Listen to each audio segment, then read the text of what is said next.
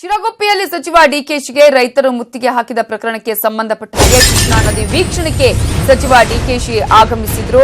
ಈ ಸಂದರ್ಭದಲ್ಲಿ ಶಿರಗುಪ್ಪಿಯಲ್ಲಿ ಸಚಿವ ಡಿಕೆಶಿಗೆ ರೈತರು ಮುತ್ತಿಗೆಯನ್ನ ಹಾಕಿದ್ದಾರೆ. ಸಚಿವರ ಕಾರಿಗೆ ಮುತ್ತಿಗೆಯನ್ನ ಹಾಕಿ ರೈತರು ತಮ್ಮ ಆಕ್ರೋಶವನ್ನ ಹೊರ ಹಾಕಿದ್ದಾರೆ.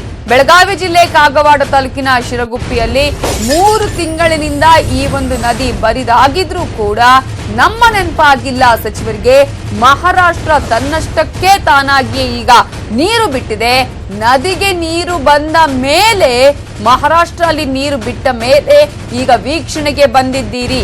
ಕಾರಿನಿಂದ ಕೆಳಗಿಳಿಸಿ ಅಲ್ಲಿನ ಜನ ತೀವ್ರ ತರಾಟೆಗೆ ತೆಗೆದುಕೊಂಡಿದ್ದಾರೆ. ಸಚಿವರಾಗಿರುವ ಡಿಕೆ ಶಿವಕುಮಾರ್ ಅವರನ್ನ ರೈತರ ಆಕ್ರೋಶಕ್ಕೆ ಸಚಿವ ಡಿಕೆ ಶಿವಕುಮಾರ್ ತಬ್ಬಿಬ್ಬಾದಂತಹ ಘಟನೆ ಶಿರಗುಪ್ಪಿಯಲ್ಲಿ ನಡೆದಿದೆ. ಶಿರಗುಪ್ಪಿಯಲ್ಲಿ ಸಚಿವ ಡಿಕೆಶಿಗೆ ರೈತರು ಮುತ್ತಿಗೆಯನ್ನು ಹಾಕಿದ್ದು ಮಾತ್ರ ಅಲ್ಲ, ತೀವ್ರ ತರಾಟೆಗೆ ಕೂಡ ತೆಗೆದುಕೊಂಡಿದ್ದಾರೆ.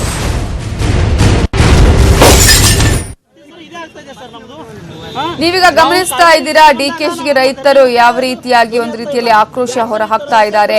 ಅವರ ಕಾರಿಗೆ ಮುತ್ತಿಗೆಯನ್ನ ಹಾಕಿ ಆ ನಂತರ ಅವರನ್ನ ಕಾರಿನಿಂದ ಕೆಳಗಿಳಿಸಿ ತಮ್ಮ ಆಕ್ರೋಶವನ್ನ ಹೊರ ಹಾಕಿದ್ದಾರೆ. ಅದೇ ಸಂದರ್ಭದಲ್ಲಿ ರೈತರು ಈ ರೀತಿಯಾದಂತಹ ಒಂದು ಆಕ್ರೋಶವನ್ನ ನೋಡಿದಂತಹ ಡಿಕೆ ಶಿವಕುಮಾರ್ ಅವರು ಕೂಡ ತಬ್ಬಿಬ್ಬಾದಂತಹ ಘಟನೆ ನಡೆದಿದೆ.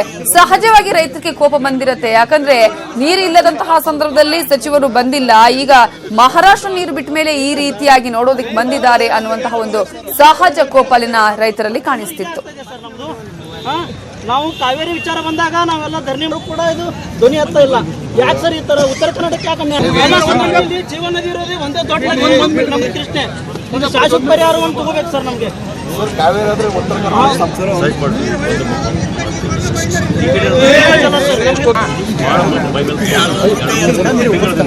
ಈಗಾಗಲೇ ಒಂದು 2-3